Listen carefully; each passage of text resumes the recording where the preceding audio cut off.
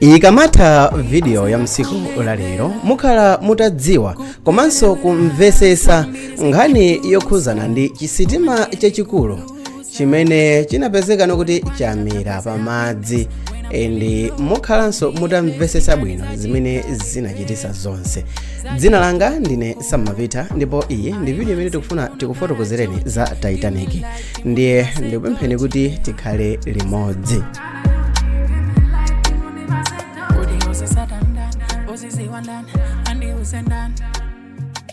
Sitima ya Titanic inapangidwa mchaka cha 1908.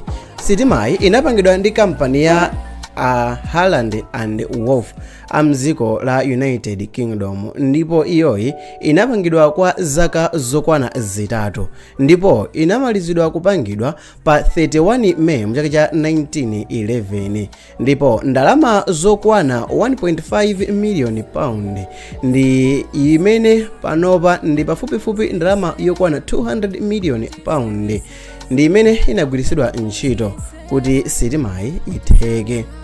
Inali yolemera pafupifupi 52,310 tons ndipo sitimayi inali yotalika 269 meters, mabwalo ampiraja awiri ndi hafu kutalika kwake, pamene utali wake kuchokera pansi kupita mmwamba unali 53.3 meters ndipo mphamvu yake inali ija imene pachizungu amatchula kuti 46,000 horsepower.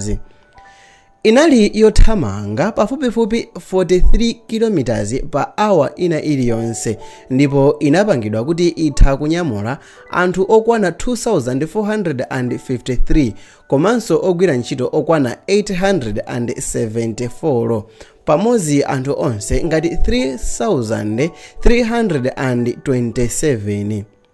Inanyamulanso maboti ena opulumutsira anthu pa ngozi okwana 20 amene anali okwanira kupulumutsa anthu pafupifupi 1,178.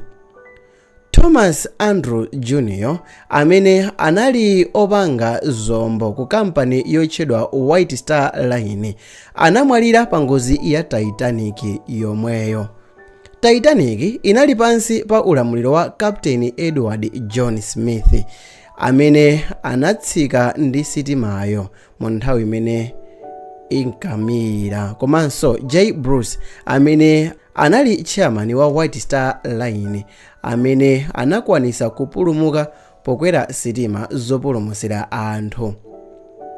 Sitimayi inagawidwa magawo angapo motengera ndi matumba mwa anthu, motero inali ndi malo ngati awa: malo ogona amene anali apamwamba opangidwa kuti awa ndi osangalatsa basi, anali ndi malo ochitira masewera olimbitsira thupi kapena kuti gym, analinso ndi dziwe losambira ngakhaletu inali sitima komanso sitimayo inali ndi swimming pool.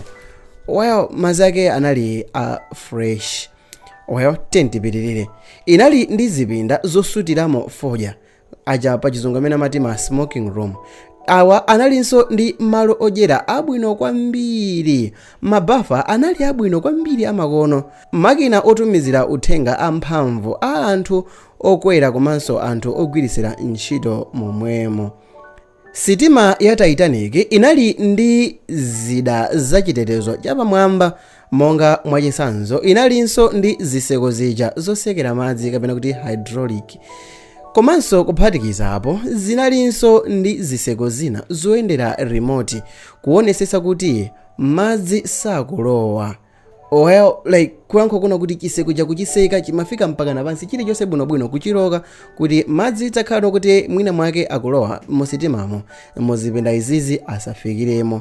Zinapangisa kuti sitimayi izitchuka kuti iyiyi singamire. Imeneyo ndi first class. Tibwereso pano tione zimene zinali marumu ama second class kapena kuti anthu amene amapatako mwachonchobe kapena kuti ndiopatako bwino. Yoyamba ija limene taona ija ndi ama first class anamagera anyezi, pamene awa ndi anthu aja kuti ogwa ngozi sasa. Klasi imeneyi inali ndi zipinda zogona zabwino, ndipo zipinda zodyera inalinso ndi library, malo oonera panja kapena kuti deck, inalinso ndi malo ometera. Anthu ofuna kupita mzipinda zina amakwera zikepi, kwankho kuti ndifuna ndipite chipinda china umangokwera kepi kudina nambala nthamoyo okupita kumene okupita. Mosiyana nako ndi malo amene taona mmwamba aja, klasi yachitatu anali ndi malo osati ofunikira kwambiri hayi, ndipo musitima yonse anthu amene anali osauka ogula matikiti otchipisisa amakwera klasi imeneyi. Malo amene kunali zipinda zama third class anali malo amene anali pafupi ndi ma engine amene nthawi zambiri kumakhala phokoso komanso kugwedezeka kumveka kuchipinda kuchifukwa cha ma engine. Anthu okwera klasi yachitatuyi anali ndi malo osambiramo atatu okha amene ankatumikira anthu okwana 700 amene amakhala mu klasi yapansi. Izi zimachitika motengera ndi ndalama imene alipira. Sopano tiyeni tione mmene sitima ya Titanic idamirira komanso kuti tidziwe kuti chimene chidachitisa kuti sitima imeneyi ifike pomira ndi chani. Mu video ya msiku alero tikamakufotokozerani tizikhanso tikukufotokozerani ndi nthawi yeniyeni mmene zinthuzo zinkachitikira. Apa nkuti munali mchaka cha 1912. Date yake ndikukhala pa 10 April, ndipo sitimayi inayamba ulendo ochoka ku Southampton mdziko la England kupita ku New York mdziko la America. Sitimayi ili pamadzi kwa masiku okwana angapo, itangosala ndi mtunda ochepa kuti ifike mdziko la America. Itangosala ndi mtunda pang'ono kwambiri kuti ifike mdziko la America. Anthu amene amayang'anira sitimayi kuti ikuyenda motani anayamba kutumiza machenjezo ochuluka kwambiri pa nkhani yokhuzana ndi chi-ice kapena kuti chiphiri cha madzi chimene chinali kusogolo kwa sitimayi. Apa panali pa 14 April. Koma kapteni sakanatha kubwerera mbuyo, ndipo sitimayi inali kuyenda pa speed ya 42 km/h. Oyendesa sitimayi adaona madzi oundana kusogolo, koma chifukwa chokuti idali itayandikira kwambiri oyendesa analephera kukhota mwachangu, ndipo izi zidachitika kuti sitimayo igunde madzi oundanawo. Idapangisa kuti mbali ina ya sitimayi ipezeke nokuti yasweka, ndipo zipinda zisanu ndi chimodzi zidapezeka nokuti ziyamba kuvuta kusegula. Kuswekaku kudapangisa kuti madzi ayambe kulowa mkati mwa sitima. Pamene izi zimachitika, sitimayi inali itasala ndi 600 km kuti ifike ku America. Ngoziyi mmene imayamba nthawi inali ili 20 minutes to 12, ndipo apa panali pa 14 April.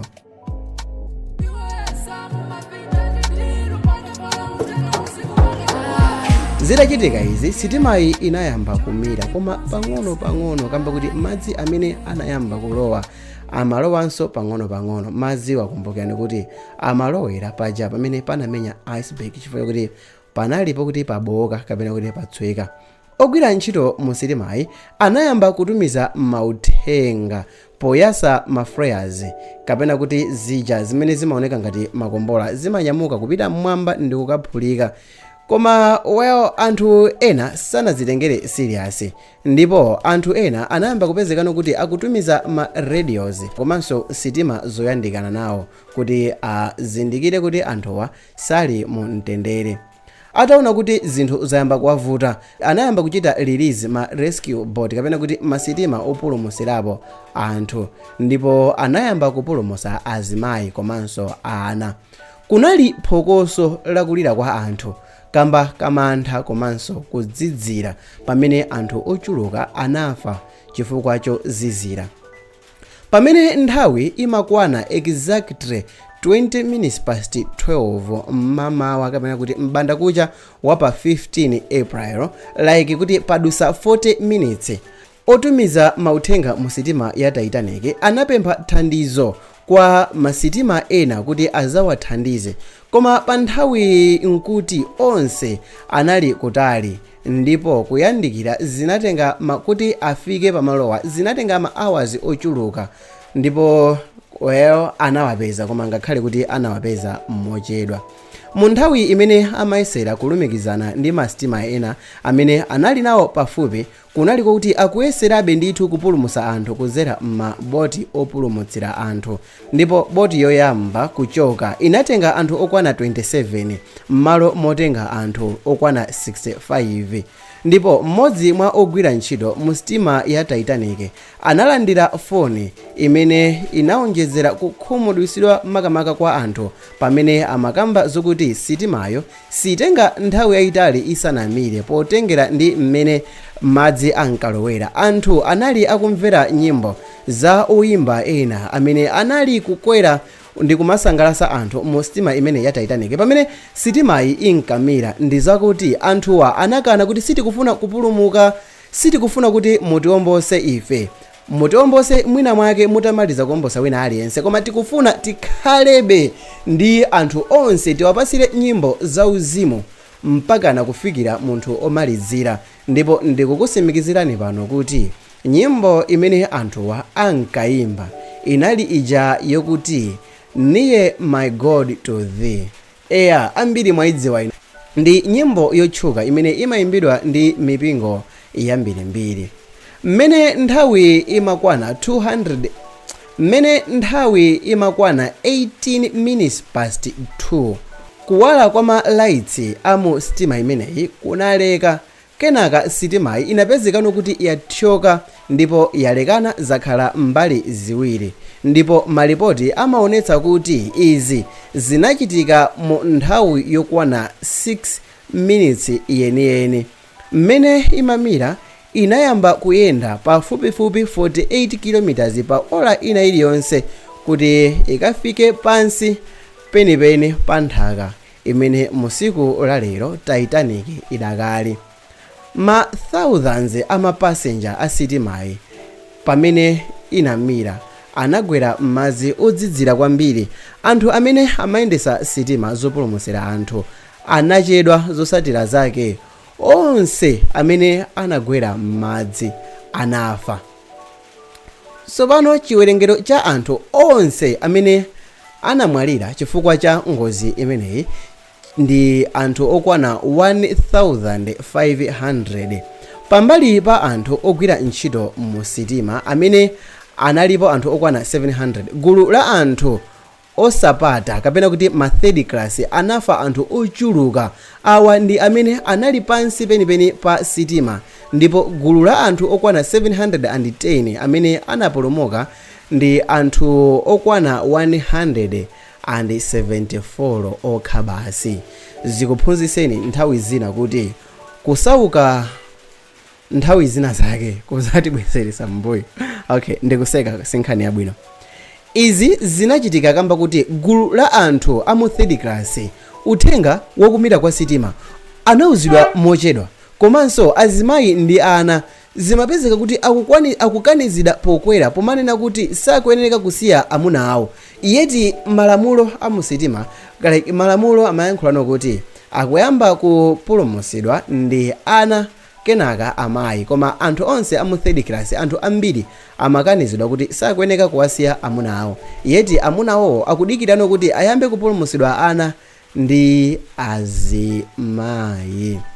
Mmene imadusa 1 hour onyamula anthu opulumutsidwa anafika pamalo otchedwa Carpathia, ndipo mmene imati 3:30 mmamawa nthawi imeneyi nkuti sitima yonse itamira. Patatha maola angapo onse opulumuka anali atanyamulidwa pamalopo, ndipo chairman wa ku White Star amene dzina lake linali Ismay analemba uthenga kulembera ku office ya ku White Star Line mmene amafotokoza kuti tikukuziwisani kunena kuti sitima ya Titanic iyamira kamba ka kukhulana ndi madzi owundana, ndipo izi zazesa imfa ya anthu ochuluka. Umu nkuti nthawi ili exactly 8:30 mmamawa pamene uthengawo umafika ku California, ndipo izi zinaulusidwa pa news zinaulusidwa pa nkhani zakumeneko ku America patangotha maola okwana 3 nkhani inali teketeke, ndipo mmene imati 9 koloko mmamawa magalimoto onyamula opulumutsidwa anafika mu mzinda wa New York kumene anakafikira ku chigulu cha anthu odikirira kupulumutsidwa, ndipo apa panali pa 18 April mchaka cha 1912. Ndiyankhulepo chinthu ichi ndi zinthu zokhuza kwambiri kuti ndakwanisa kukufotokozerani mbiri yonse ya Titanic yeti ku Malawi yeti ku dziko lathu lino la Malawi tinalinso ndi sitima ija ya Vipya imene inamira pa nyanja ya Malawi, imene mbiri yake mpaka napanopa Amalawi ambiri sitikuidziwa bwinobwino, imene mbiri yake mpaka napanopa sinalembedwe mu buku lina lililonse la ku primary ka ku secondary kuti anazaphunzire, koma timakakamizika kuphunzira, kumva komanso kuloweza china chilichonse chokhuzana ndi Titanic. What a shame. Zina langa ndine Sam Mapita. Ngati mwayikonda mmene ndafotokozera video iyi, ndipemphe kuti muchite subscribe. Muchite like ngati mwayikonda video iyi, komanso ngati mmene ndimafotokozera ma videos zimakusangalatsani muchite subscribe. Zina langa ndine Sam Mapita. Tionane mu video yotsatira. Bye. Atafuna kusiwe, siko lose likusiwe.